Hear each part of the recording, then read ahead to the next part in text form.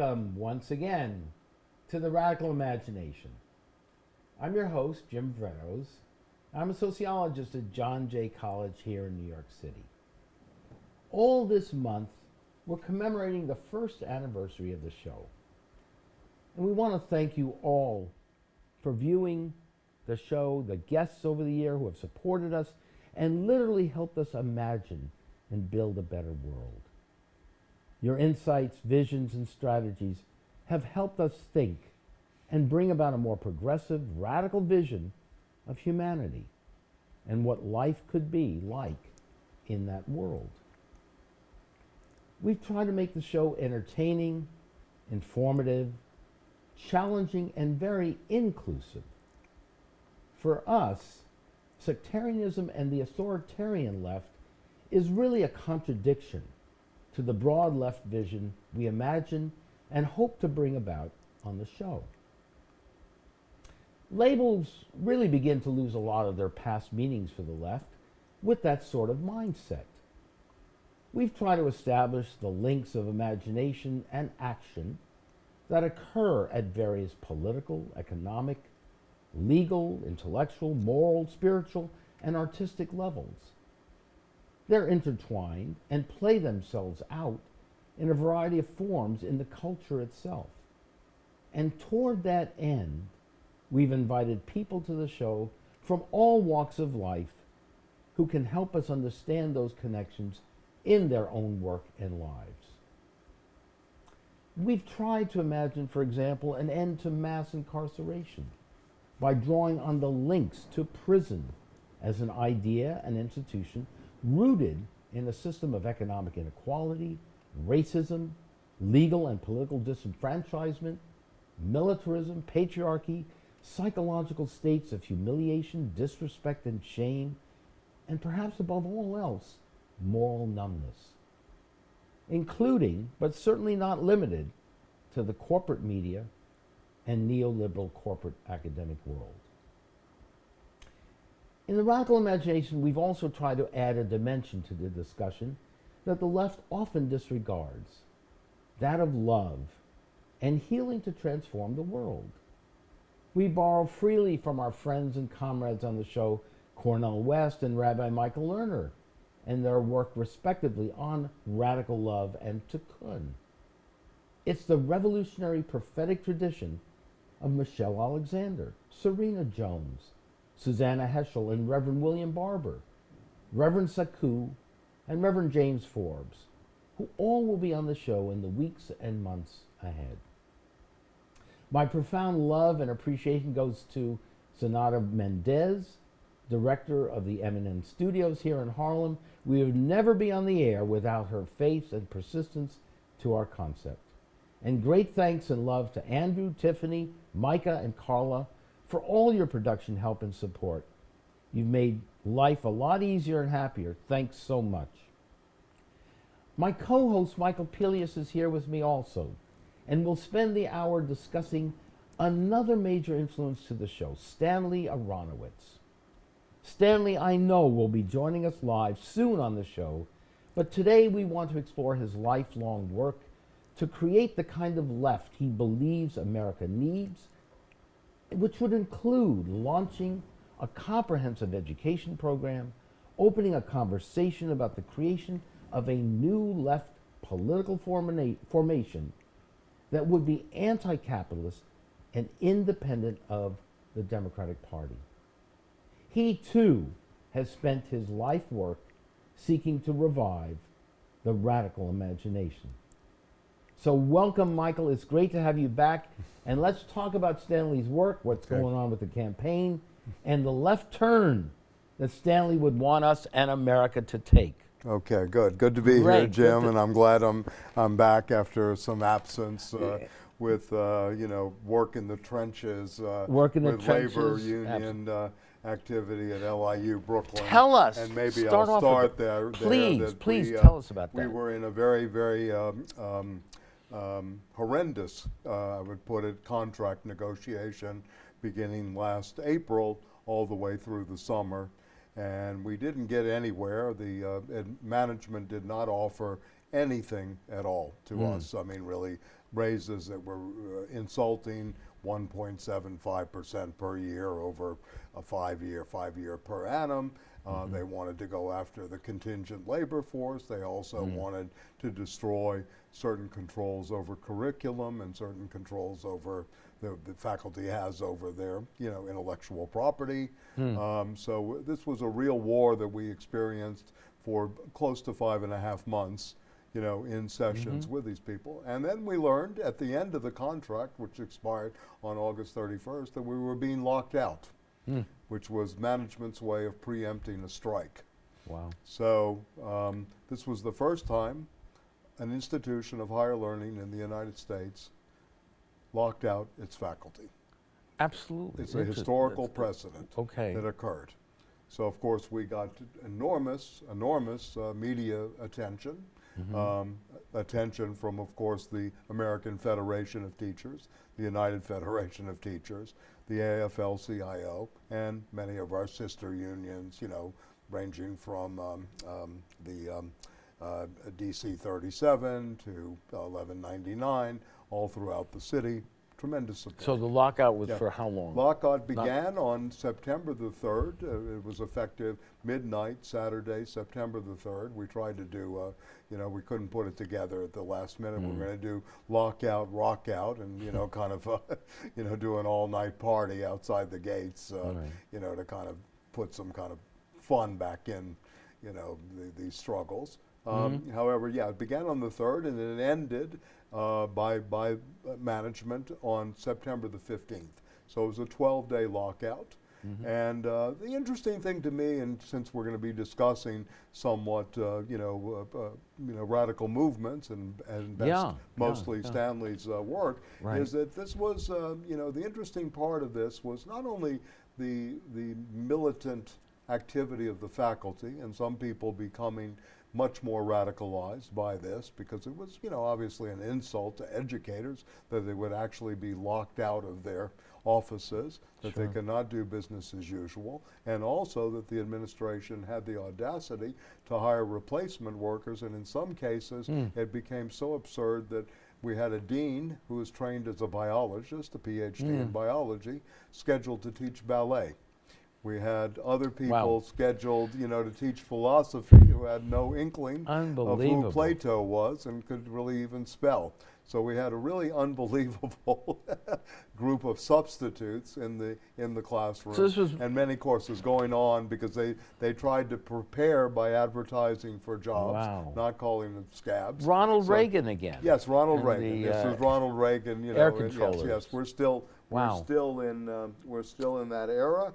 And mindset. The radical imagination is obviously one way of trying to undo, 40 years of damage that we've had from that period since the Reagan Thatcherism, beginnings of the, what is commonly called neoliberalism.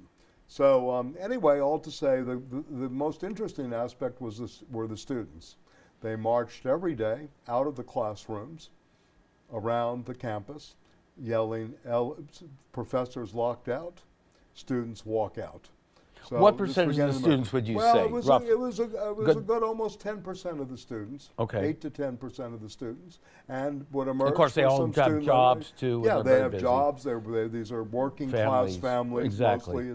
Mostly the makeup at LIU. So there was solidarity. Yes, exactly. Major solidarity with the professors. I mean, I think the medium income of the families that send their kids to LIU is around $70,000 a year, which is basically working poor if you really look at income through a critical lens.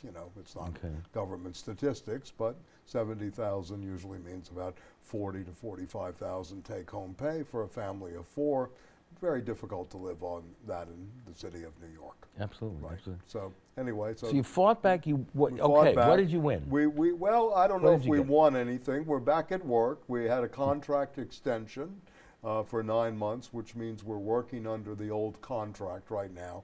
And I think we won a lot of public support. I think that was the real win, and bringing attention to the campus and the struggle. And another thing, consciousness raising. Yes, I think the consciousness was one thing that we won, and the hearts and minds of a lot of the students. And I think we also won if you will, some time to hopefully negotiate at a much stronger level going forward. We will begin negotiations again in late October, later this month. And you know, hopefully this force that built will be continued, you know, in the negotiations. Maintain the energy somehow. Yes, through over the the students months as well. So there are actions planned. There's going to be an action at the board meeting on the 18th. To maintain the energy. CW Post to maintain the energy. We hope to have, you know, a combination of teach-ins and learn-ins, if you will, over the next several months to keep people in the loop. And, you know, one of the failures, at least in academic unionism, to me, is the lack of education. You know, that very few people know what can and can't be done by unions in contract negotiations, and how you would maybe even use unions as transformative institutions, you know, that may change cultures of academic life and academic which is presence. A wonderful segue to Stanley's book, Left Turn. Yes, okay. And his own life involvement with unions and in the academic world. So make that link for us. I will make that link. I mean, obviously, Stanley Aronowitz was someone who came up through working in the steel industry, also with the atomic and chemical workers. But as a young man, he was highly educated within his family, you know, which were a group of, you know, what we call today labor aristocracy. So Stanley was reading Maturity and Stagnation and Capitalism as early as 15, 16 years old, taking classes at the Jefferson School, which was an old, you know, CP-sponsored school next to Union Square before it became commercialized Union Square, Farmers Market Union Square, when we used to affectionately call it Red Square in New York City. So he had this very high-powered education, you know, alternative education to the New York City school system, where he was reading European authors as diverse as Kafka, Dostoevsky, Thomas Mann as a young person. So this is someone who was highly educated, right? This is what period of time, what years? This was in the 1950s. 1950s, okay, early 50s. Right, in the early 50s. Right, yeah. okay. And then he became, you know, had to go to work. Married with 2 kids, he had to go work for the steel workers. He got kicked out of Brooklyn College for debating too much in the classroom. You know, he was asked to leave politely. I'm not sure. He probably was leading the student movement. He'd have to be here to tell the exact story, but you know, inability to refrain from unnecessary talking. Indeed. So you know, so very interesting early, you know, formation. You know, and very much you know immersed, if you will, in early text philosophy, political economy, aesthetics. His mother, who worked at Klein's department store, 14th Street, right? 14th, right? Yeah, exactly. Was a you know, a painter, an abstract expressionist painter, and it's kind of interesting that you know, when I used to go visit Stanley in the house, he would have up a couple of them. And I'd say, "Who's that really great abstract?" "It's my mother." You know, he would say, "Mother did this." So she, Frances Aronowitz, was his. Well, my mother was doing that painter. sort of work as well. Right.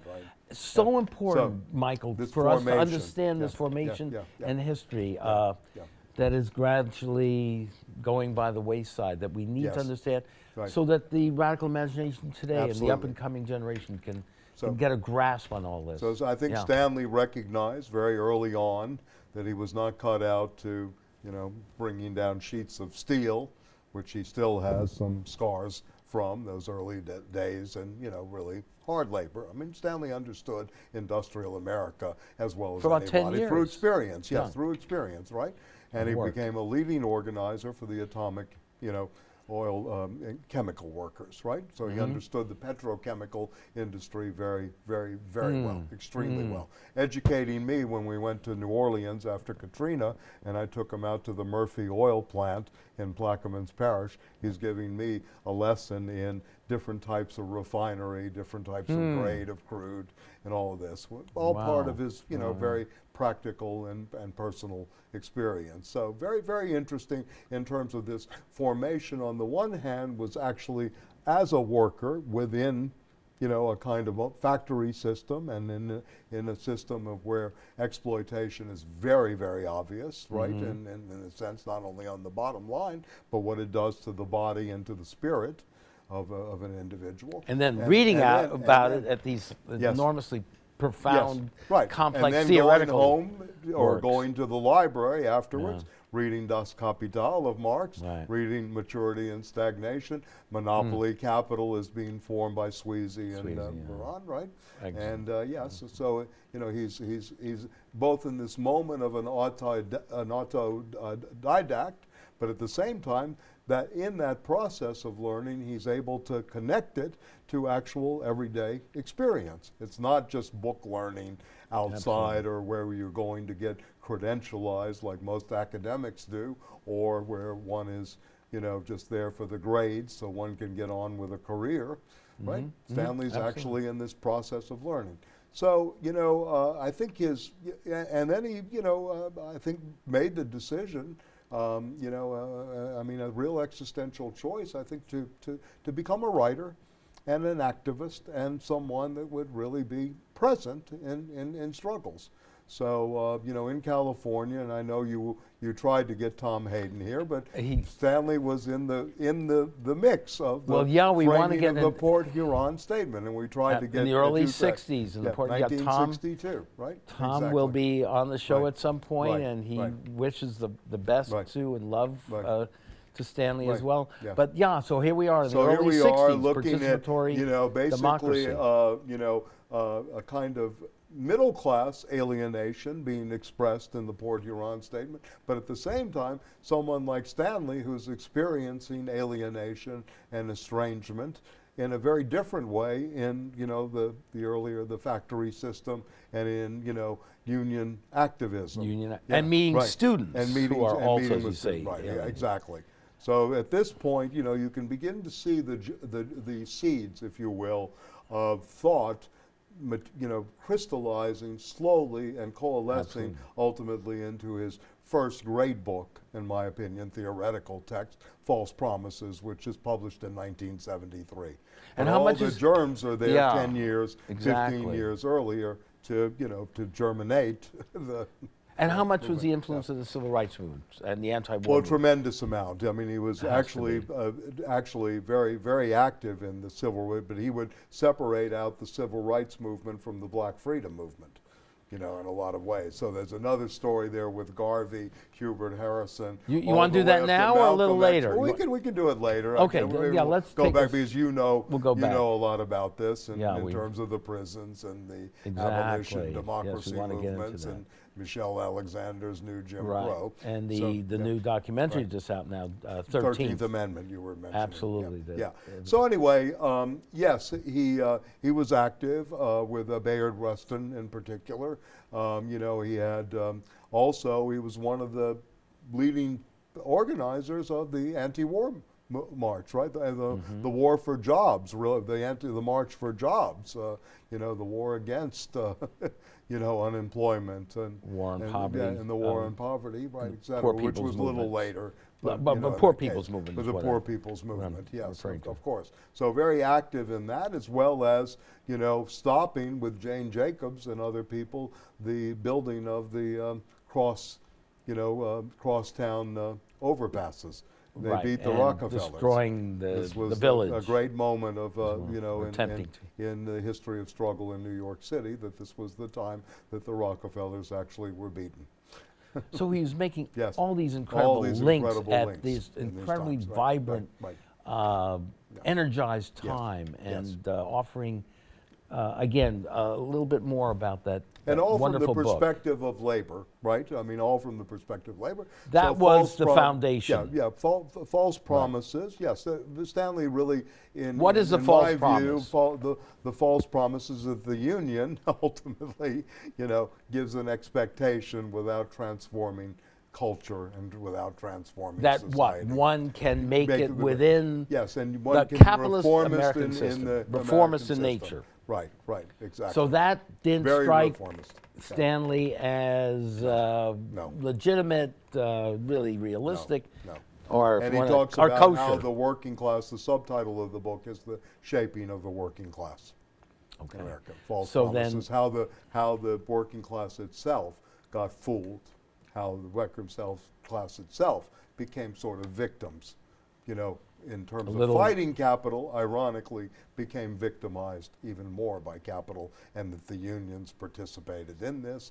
And without radical unionism, you're not going to have, you know, any kind of real change or social. So radical union. So going back a little bit to the idea of false consciousness, false promises, and tell us a little about this false unionization. What help us understand that. Well, I mean, I think the underlying thesis was that the National Labor Relations Act, right, the NLRA, you know, of 1935, was an attempt to, you know, basically neutralize labor.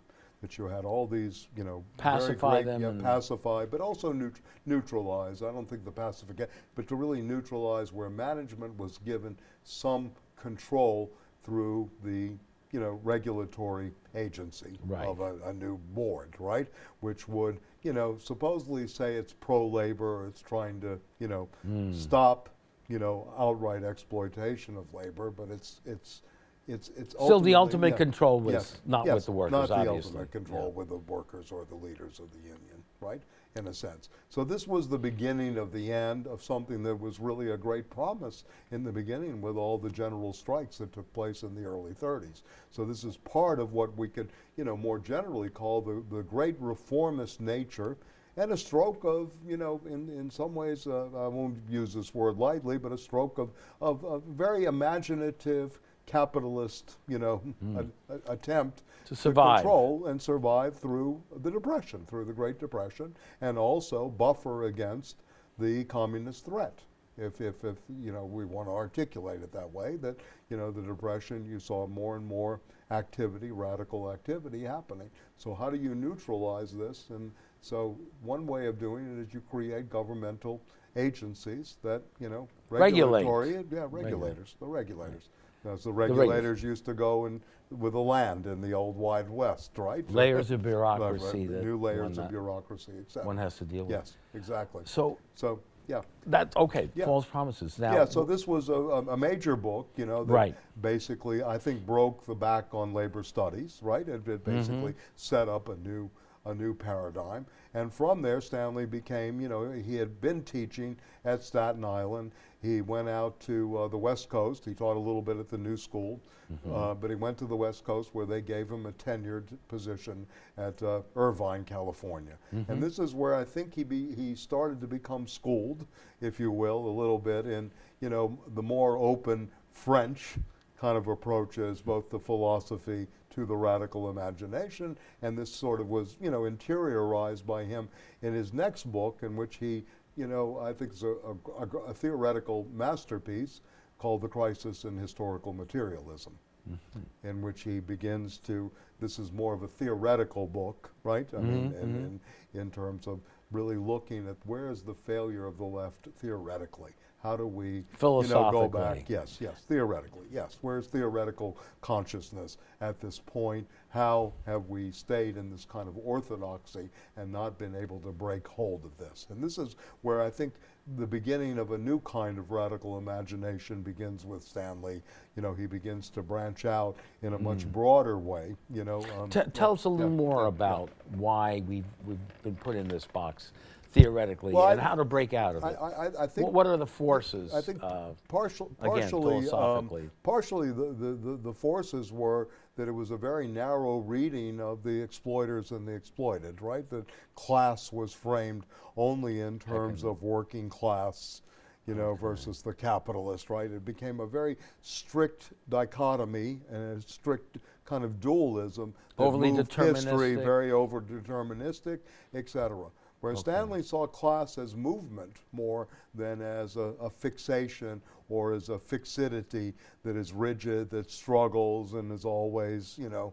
Toward what? So, well, towards liberation, you know. Okay. So class would be also, you know, from the 60s, since, you know, we grew up in this period, would be the Black Freedom Movement, would be one great class movement. The Women's Liberation Movement would also be another class movement. the disabilities movement. He never really went to and we can talk about this because I think this is something we need to think vis-a-vis some of Stanley's paradigms.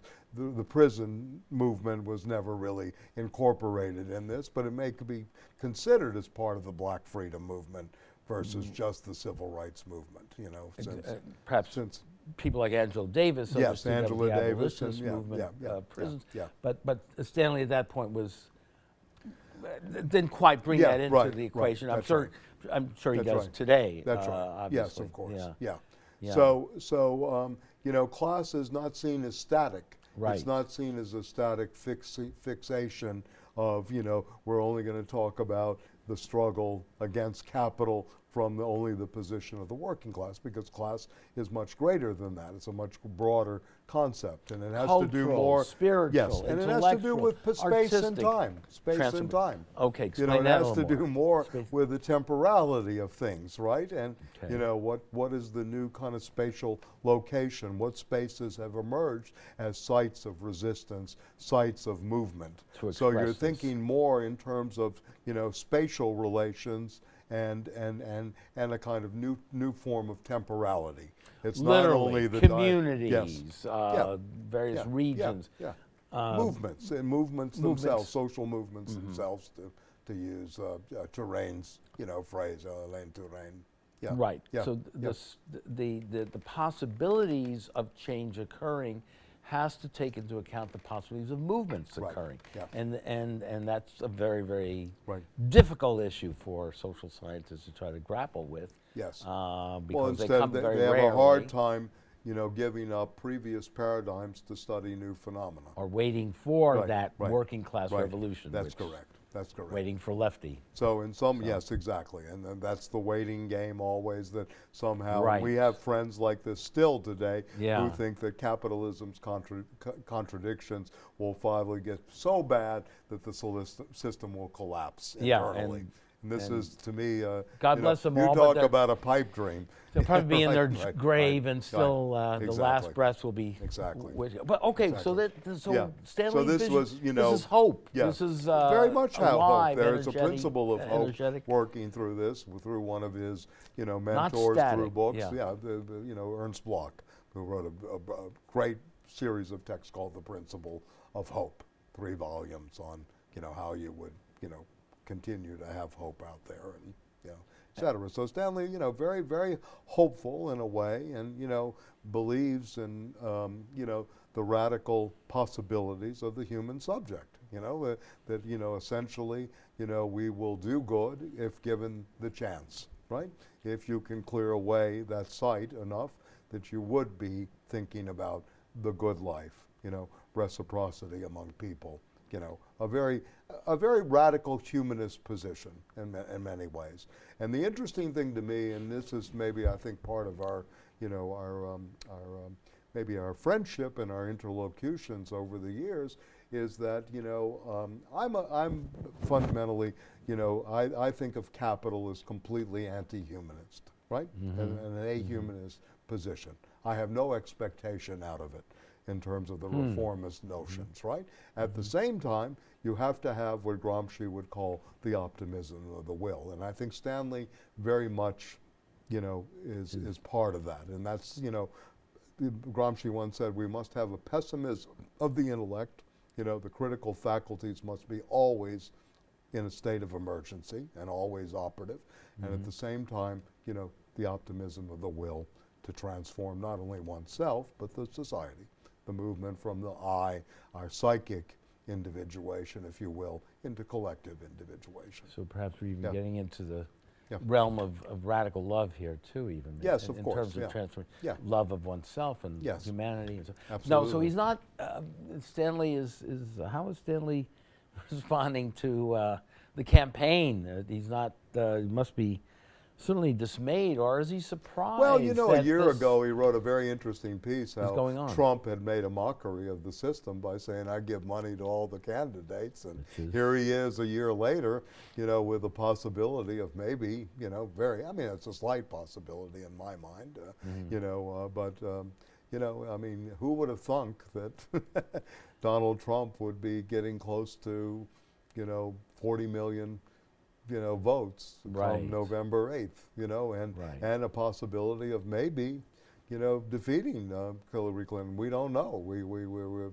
But in a sort of ironic way, is he perhaps really showing us the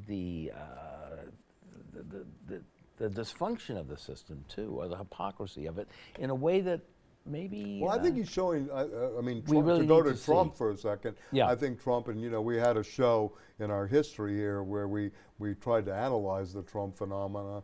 I think one thing that came out of that analysis is that Trump represents a kind of hope for the symbolic castration of a lot of white working class people, who feel that they were tremendously left behind, have demonized, Barack Obama. They see this as a threat, et cetera. So it is a kind of return to the, white man's consciousness, right? Why were we left behind? Why were we left out of the equation? And Stanley certainly experienced that too in his early organizing too. So how did he respond to that and react to that and change that level of consciousness? How would he do it today? Was there something that he could bring from his own history to our Well, yes. I mean, I'm certainly, if he was out there and, maybe he should have run with Jill Stein on the Green Party ticket, and he would have been, unfortunately, Stanley's not as mobile as we would like. But yes, I mean, he certainly has a way of talking to people because Stanley understands work and what people actually do in most of their life through the labor question, whereas a lot of people don't understand this. I'm not so sure Hillary Clinton has as good of understanding as this as Donald Trump does, in a lot of ways. So that's what we're not getting the leadership that we need to have, of course, to understand the true nature of that struggle. Yes. And I mean, I don't think any of us, you, myself, and certainly not Stanley, have any expectation out of the Democratic Party at this point. I mean, that's absolutely, and I don't think there's been an expectation out of the Democratic Party, at least to the mind of the radical imagination, since possibly in 1968, that maybe Robert Kennedy or some of the caucuses that were created at the Chicago Convention may have opened up a possible moment in that. Of course, as you know, you lived through this. Everybody said we got to vote against Reagan in '80. Everybody said, vote for Carter. And then Bill Clinton, became a kind of hope in '92 against 12 years of Reagan-Bushism. Well, we've had, as you know, we've had Jill Stein on, of course, and Jamu Baraka as well on, and they're making the same argument now. But with Stanley's run on the Green Party ticket. Well, he ran as governor. As governor, 2003, he ran for governor. Absolutely. So is this the party formation? No. Or okay, well, no, I want to get into where you're going. The political formation that the left needs to create. This is one of the major points that Stanley's been arguing for. So help us understand that. If it's not a third party, first of all, if you what really is think about formation? a party formation, is that the party in this sense does not mean an actual party like the Green Party or the Revolutionary Communist Party or these kind of alternative parties. No party really, in a way, means an educational, agitational apparatus that really has to be done. We have to prepare the ground, that you're creating frameworks, right, in terms of where these moments space are done. And time. Yes, again, space and time, and also in the universities, with the universities, at the workplace and study groups, which is very, very important. In Germany, for example, Der Linke, the left party, right, which does pretty well in the cities, right, it gets a good percentage of the vote. I mean, much better than the Green Party does here by far, and better than the Green Party's doing in Germany too, which has a much longer history. But they have created 100 study groups on Marx's capital. This is very interesting that they actually have people studying the system, under which we live, and doing so in terms of an educational moment. But they're within the parliamentary. Yes, they are in the parliamentary system. And what percentage do they get usually, typically? I think in the cities they've been getting 8 to 10%. Okay. Yeah. So all right. Yeah. Now, all right. So our audience again is listening very attentively, and they're Right. You've got a point here, and Stanley is certainly, Yes. you know, it's I mean, the party is much more interesting about idea, but okay, the educational aspect, right? But how this does is very people's important. lives really change here? Power, economic distribution, how can this be done through these alternative apparatus that you're talking about, that Stanley's talking about? To a point where people, again, aren't having to wait 30, 40, 50 years here for some concrete betterment of their life. In terms of health care, in terms of job opportunities, in terms of educational opportunities, so on. When we get to the concrete level. Yeah, we have many models of this, globally now. I think we have a tremendous amount of, we could learn a lot from certain struggles in Latin America, even though right now it's a mess, in many of these countries. However, the Venezuelan attempt in terms of medicine was a very, very important thing of healthcare delivery, where you had a doctor assigned to a community. How and might you that would have these house calls. You could do do this that very here, easily through community clinics instead of having these large hospital factories, affiliated healthcare that are popping up all over New York, et cetera, neighborhoods. right? You could begin to have something like that that's community-based, and I know from Greece with Syriza, the great experience of that the medical profession, when there was no money, right, for them, they would go do free work. They were affiliated with the hospitals? Well, they were affiliated. They could use the hospitals, but these were practicing physicians who actually went into neighborhoods, helped. And this was kind of the attraction of Syriza, that it was built from the community up. It was really literally a revolution from below, in the true sense of the world, where radical imagination is radical democracy. And our common humanity where you have really gets expressed. You begin to have an idea, to put it in those kind of terms, an idea of the common. Right? What is the common? What is the commons? Common good. And then ultimately, how do you rethink? And I mean, I think this is something that's certainly gone on in Europe, and there are groups of people here that are starting to try. How do you rethink the notion of communism? What would that mean today as a real movement? In a sense, what are the principles of a hypothesis? Without the idea, the party. Without the party, right? Without the apparatchiks, right? Having the apparatuses, I use that term more like frameworks, new frameworks of learning, apparatus. And what happens to the state, quote unquote? Well, I mean, the state ultimately is, well, we hope it withers away. Withers away, that's what I was you would need some kind of organization, obviously, to encourage its demise. Yes, and then offer alternatives. Right. I mean, Marx's vision, if you will, to go back to the old man himself, of which, obviously has influenced this program, et cetera, was the withering away. But, the reason for that was that ultimately people would really be free, and autonomous. Classless and would be society. able to really ultimately, have a free expression of who they are. We have now gotten to the point of where freedom means nothing. Freedom in the United States, and this is so true, as you know, the presidential debates last Monday, not the vice presidential last night, but the presidential debates on Monday night did not mention the word inequality once. There was no touching of this at all, which is one of the major problems in the United States. Besides the ecological horizon, the inequality is so massive in terms of a system. Now, of course, we have people that speak about this, like Piketty and others, that have come on the scene and have gotten some currency, but no one is looking at the structural problems, right, of what capitalism has created and where it is at this stage of the development. We are in a completely different circuit of exploitation now, And a few random intellectuals here and there, and academics, and cultural rebels are out there acknowledging this, but nothing within fundamentally that's going to change it. It's a dead end. Everybody knows it's awful. Right, but but what about it? And how do you articulate this? And I think part of Stanley's later work, and I'll just put up. I mean, maybe we could get a shot of the book here. Yes. This is Left Turn: Forging a New Political Future is a book that's 10 years old, but was a call for doing this during the end days of the George W. Bush administration, before Barack Obama.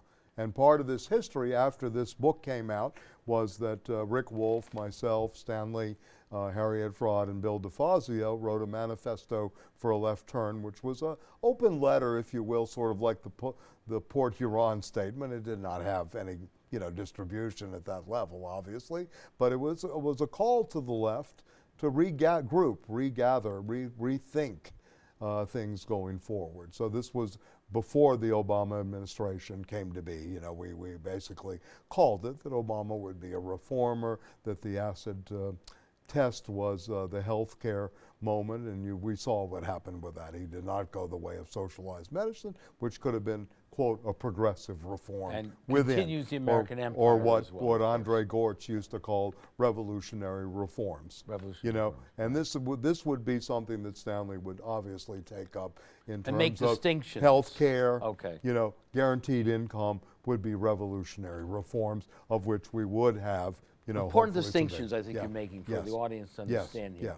Not piecemeal. Yes, not piecemeal here and there, right. A revolutionary reform. Two major things would be guaranteed health care, universal health care, if you will. Medicare for all is another way of calling it.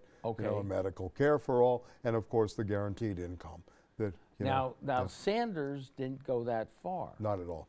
And we did have his chief economic advisor on this program, Stephanie Kelton. And I think we had a discussion on this too.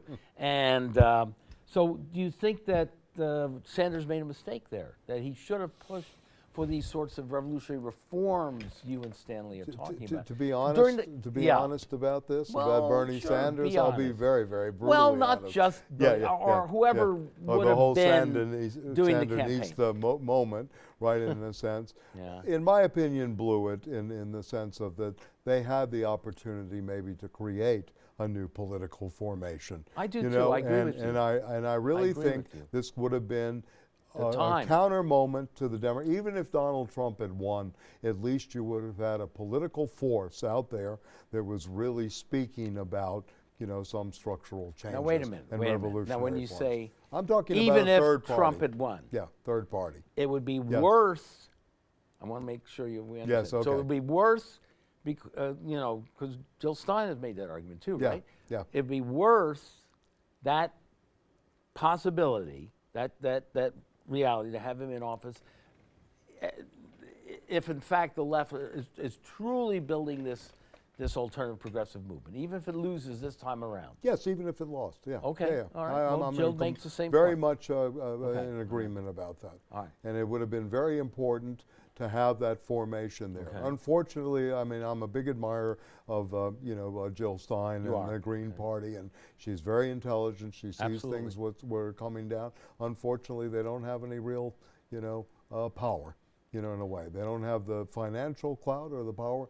The Sanders moment had money, it had, power, it had momentum, it was nationally known. It had the young people, too. And it had a lot of the young people. That right? Jill also has. Yeah, well, she has some of that, but not to the degree. If you add, Sanders's, numbers, and you really were going to create a new political formation out there, you possibly could have captured of the electoral vote a good 25–30%. I mean, not the electoral, excuse me, the popular vote. Right. Yeah. So look, Stanley knows Sanders. I mean, they've talked, right? I mean, about these sorts of radical structures that need to be created. What's the response? Well, Sanders is already within the system. Sanders, you feel, It's a great old Leonard Cohen quote. They sentenced me to 20 years of boredom for trying to change the system from within. Somehow these structural moments, unless that's really revolutionary reforms and you can get them done and you keep pushing for that, you're really just, part of the problem and no longer part of the solution in a certain way. Is the left turn, has the left turned again right. the wrong way? Or do you see, and Stanley sees some hope in the Black Lives Matter movement, in this incredible connection we're beginning to see in the documentary The 13th with the prisoner rights movement, the attempts to end mass incarceration, the police brutality, the connection with militarism, and so on. So, is there a way that the left can get on board here and back to the sort of turn that's needed? Well, I mean, at this point, what should again, we be doing? I still think, and I'm in agreement, with Stanley on this. You need a party formation that is really educational and agitational. Part of the problem with Black Lives Matter, at least to my mind, I mean, I'm for the movement, and it's good that people are standing up, and it's got, enormous potential. The problem is a lot of these people don't know the histories of the struggles, and unless you know history, to quote a Spanish philosopher, George Santayana, if you do not remember the past, you are condemned to repeat it.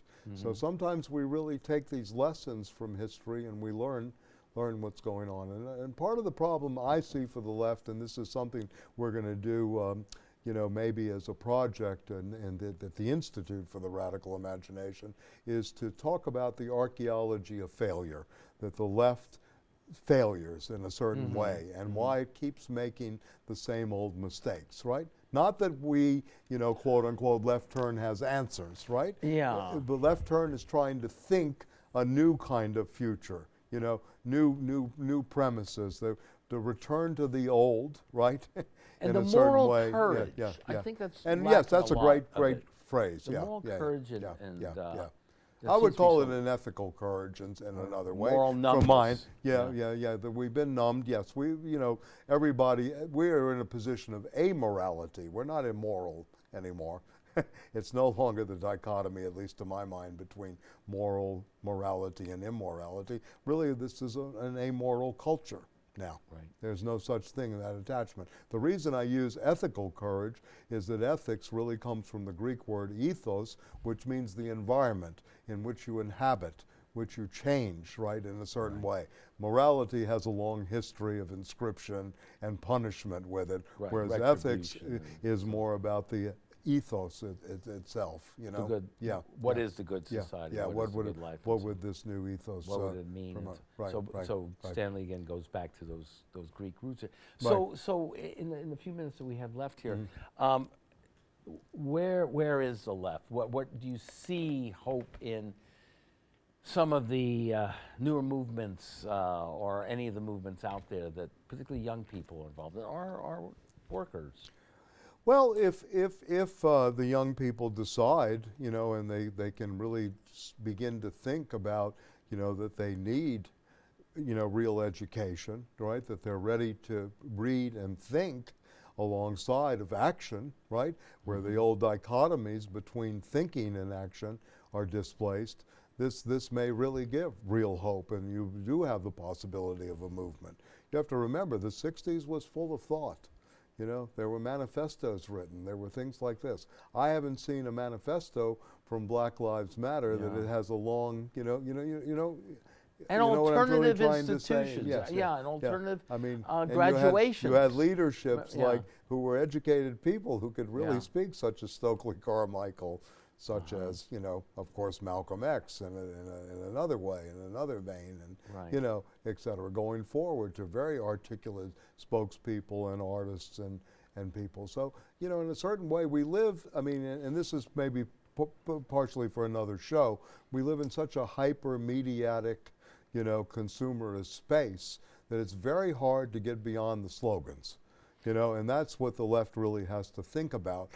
The left is good at slogans in some ways, making slogans, but how can you get beyond the sloganeering, right, and the sound bites into real thought towar's the future. What kind of future can be imagined? What kind of, let's do that for another show. But also tell us in our closing moment here, how to reach you, how to get involved in the reading groups that you're involved in.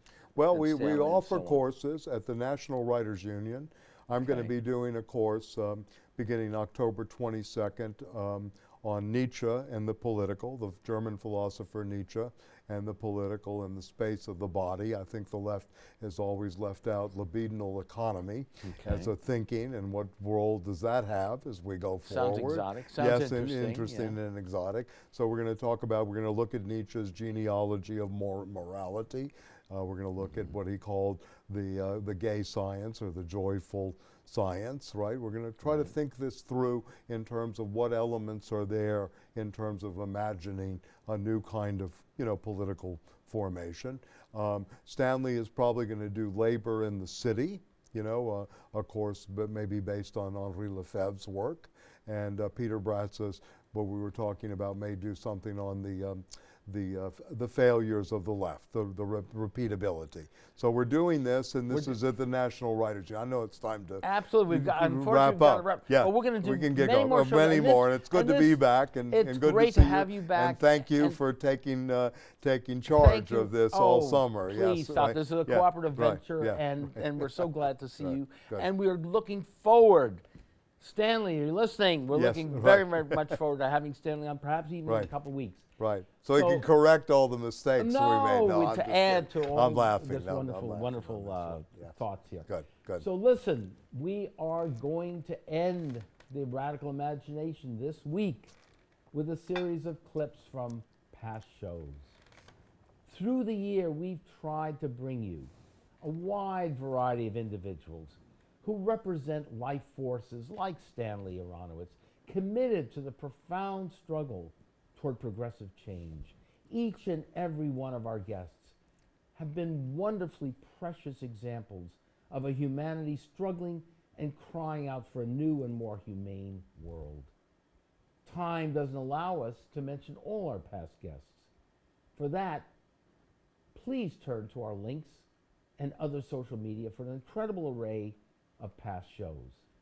Among our guests have been the jazz musician Stan Harrison, political rapper Immortal Technique, filmmaker Stanley Nelson, psychiatrist activist Jim Gilligan, poverty initiative activists Liz Theoharis, Larry Cox, and Willie Baptiste, drug research scholar activist Carl Hart, prophetic moral leader Rabbi Michael Lerner, politicians Jarvis Tyner, Jill Stein, and Ajamu Baraka, economists Randy Ray, Stephanie Kelton, and Rick Wolf, radical activist lawyers Gerald Lefcourt and Marty Stoller, criminal justice activist Bob Ganji, members of the Black Lives Movement, political, moral activist, public intellectual Cornel West, and of course, my one and only love, Beatty Cohen Vrettos, psychotherapist.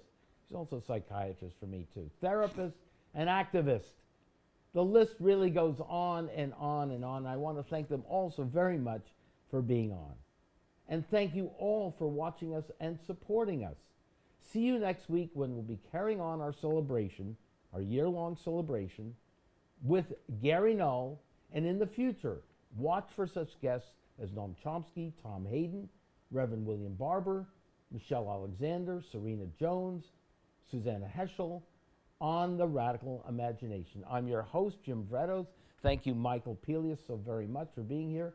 I hope you'll enjoy some of the clips we've compiled from past shows of the Radical Imagination.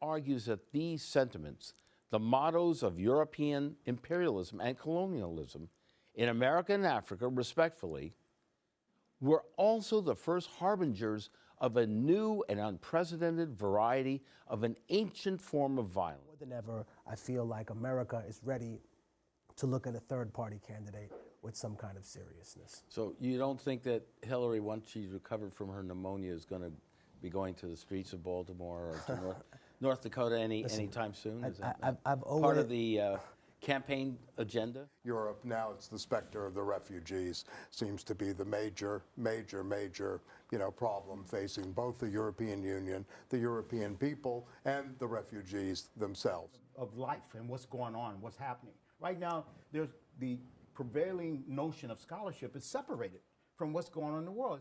But you actually have people who are in place, people who have a network all around the country and the world, who not just have a critique of capitalism, but have some alternative vision of it. And one of the reasons I spend as much time as I do with Brother Carl Dix, who I have great love and respect for, is that I can discern his love for the people. You can see I'm a revolutionary Christian, and so I'm very old school. You know, if you don't really have a deep love for Jamal, Letitia, and Juan and Juanita, then I don't want to really hear your analysis too much. I want to know what you're going to sacrifice. Is the need to support Native peoples, to support the rights of minorities, whether it's African Americans or Latinos or the LGBTQ community or women or seniors.